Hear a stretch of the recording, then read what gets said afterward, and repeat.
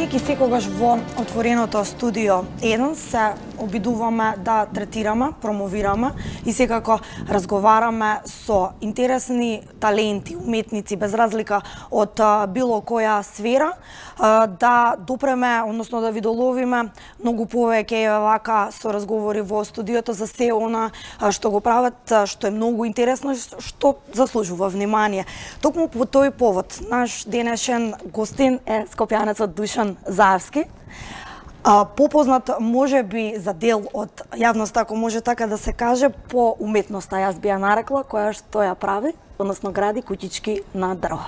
Најпрво, Душан, добар ден и добри дојде во отвореното студио. Добар ден и добро ве најдов. Благодарам на поканата. Така, оно што го кажав и на почетокот, започна со ова хоби или пасија што веќе ти е пред 2 години? Па да, 2,5 години како си играм со куќарки на дрво. Ајде малку повеќе и нас, но и на гледачите да им доловиме од каде идејата, мотивот, всушност за да правиш вакви дела. Имаш сега изградено една која што ја користим и живееме во неа, во тек се уште 4 што се градат, така да се шириме. Да. Шириме приказна. Квадратурата. Почна како, да, почна... Како почна цела приказна, всушност? Кој дете не сака куќарка на дрво, така? Бајковите, си трае тоа, да, оддамна, само што така се поклопија куцките, дојде, не знам, можност каде што сето тоа може да се реализира. Барав совети, истражував, се поврзав сосема случајно со Майкл Марфи, дел од екипата на Treehouse Masters, ликот со босите стапала, и така почна цела приказна. Он ми е, слободно можам да кажам, ментор, од него научив многу работи, добив огромна поддршка од него и така почна да се шири целава приказна. Душан, оно што мене ме интересира е дали ти го доживуваш како уметност, го доживуваш како професија, го доживуваш како хоби, како што го доживуваш во што го работиш? Не ме погоди, као начин на живот. Као начин на живот. Па слободно може да се каже така. Да, Најубавиот мислам дека да. Како што ти умееш да кажеш дете кое што продолжило да ги нижи годините, меѓутоа останало си ги сменило само играчките. Дете заробено во тело на возрастен, да. Најубавото нешто, ако мене ме прашуваш, да. најубавото нешто. Да, најубаво никогаш да не порастеш. Во кој момент се раѓа таа желба да го правиш се тоа? Односно, како се раѓа? Не знам, бев љубопитен, радознало дете, не знам, ме интересираше се што е поврзано околу уметноста, занаетчество и така. Истражував се тоа што, не знам, ми изгледаше доста интересно и забавно, не знам. Тоа беше вајда пресудно затоа што не се чувствуваш као да работиш, нели? А имаше претходно искуство со... Немав никакво искуство во градење Само куќарки на дрво, да, меѓутоа имав искуство со други работи што, не знам, задниве 16-17 години си се сезам условно кажано со занаетчество, се што е поврзано со, да, не знам, од дрво, метал, стакло, камен, така да бев љубопитен и тоа е тоа. Супер. А на кој начин ги наоѓаш локациите? Тоа зависи од дрвото или зависи прво Душан кај ќе се зацрта, дека треба да ја направи, па ќе го најде дрвото што е потребно? Па дрвово ме најде мене. Дрвово ни е во, конкретно дрвово каде што е мојава куќарка, во семен двор во куќа од прадедо ми.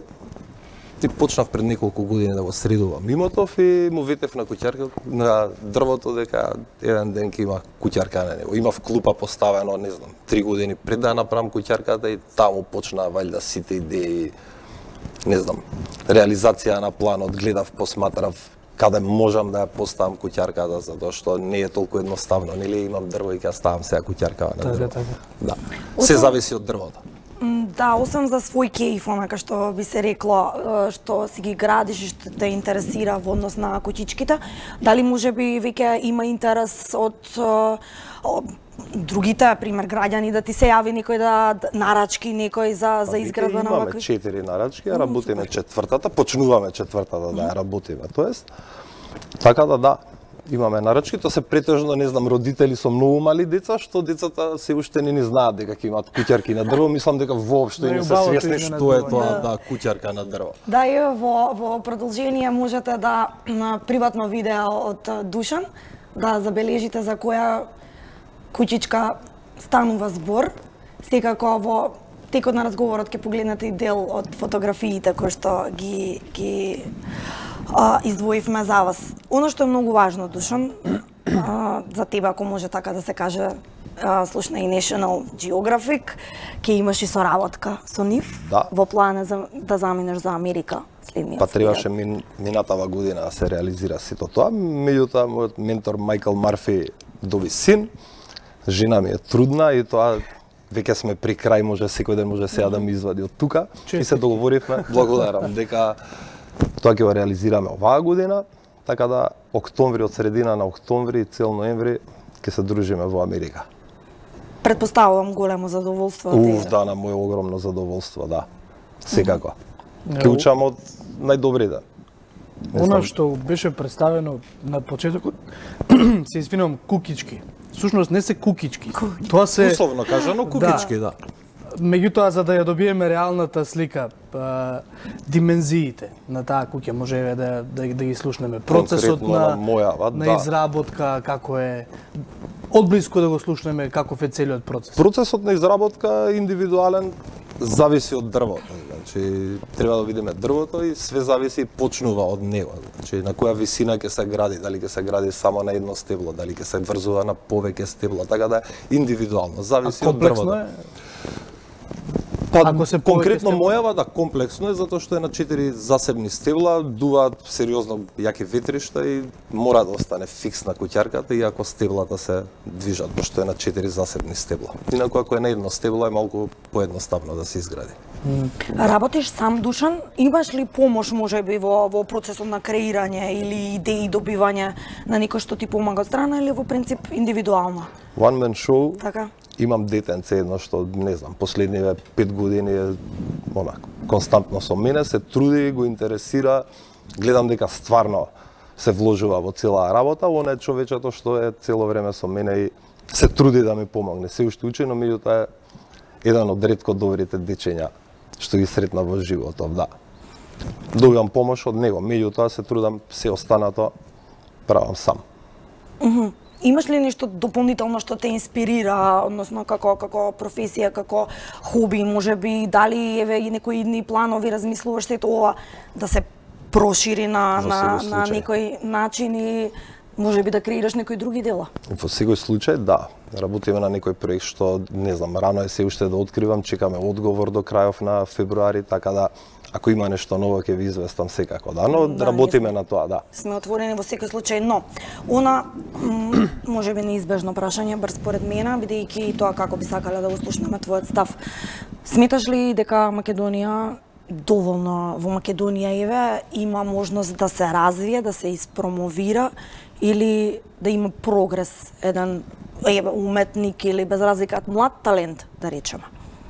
Па мислам дека конкретно ова да. Конкретно куќаркиве на дрво, да, меѓутоа со сите останати работи, што напоменав, работам 16 години, скулптура, мозаик, така да... Да, баш заради тоа. Малку потешко кај нас, да. Води целиот тој процес, не знам, ќе заглавите во лавиринти, институции, чуда и... Да, имаат ли слух институциите, или еве да речеме, не знам, компании, било некој да... Со компанииве мислам дека е полесно кај нас, затоа што ако налетате на отворен човек што, не знам, ќе му се допадне вашата идеја, мислам дека полесно така би ја реализирале отколку да барат институционално решение. Би реализирали прво дали се работи кога ја имаш идејата веќе каде, како, на кое дрво ќе биде таа кукичка? Кукичка, да, уште еднаш. Се прави прво макета или не, воопшто? Според она што си го замислил, можеби си го... Јас повторно се враќам на процесот на изработка. Дали прво се прави макета? Па би сакам. Да, мислам, сигурно би дошол јас на гости да го видам и тоа и го живо. Да, тоа веќе се договорив. Се прави ли прво макета или како е замислена така? И сега од овде би сакал да те поведам кон оние кукички, куки на дрво, кои што често имаме прилика да ги сретнеме на социјалните мрежи или во некои медиуми кои што се занимаваат со архитектура, кои што се направени така добро да изгледаат како да се од бајки, да изгледаат како да се на 3D мапинг направени, и истите тие не се само кукички веќе каде што може двајца, тројца да спијат внатре, него е цела куќа. Дали во таа насока би се движел, би го работел? Во секој случај, следниот проект е некоја куќарка на 21 стебло кои што се така перфектно пораснати, 18 се во круг, 3 се во средина, има доволно простор да се направи сериозна семејна куќа, така да неверојатно тоа ќе биде нашиот следен потек и тоа ќе биде нашата наредна семејна куќа, така да таков ни е планот. Колку би било добро да живееш во во секој случај да треба да имаш познавање од архитектура за да можеш со ова да се или пак некој да се играш. Сака некој инвеститор можеби, и Душан направи. Се реално, да. Да. Кукичките прво се прават на земја па се качуваат или се градат горе?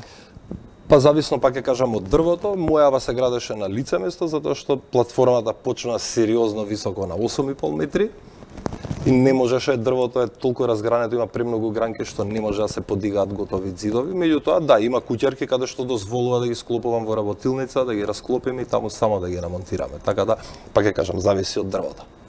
Што ќе ни дозволи да правиме на него. И ова Душан Заевски го прави сам, со помош од еден млад дечко кој да, што... но со голема љубов, што очигледно е пресудно. Да, Душан, ние ти благодариме што беше дел од отвореното студио 1, како што кажавме, на наше огромно задоволство. Секако ти посакуваме... И на моје огромно задоволство. Да, ти посакуваме успеси секако и во Америка. Проектот со После Америка, повторно во студиото. Ќе ви пратиме видео таму, секако. Да. Не, овде ќе ги прикажеме. Може и така, да, секако. Ви благодарам и вас на поканата. Така. Почитувани, ние тука ќе направиме кратка пауза и повторно се враќаме назад со колегата Чаловски, каде што пак ќе ги анализираме стандардно во отвореното студио 1 светските настани со колегата Дејан Андоновиќ. Станете со нас.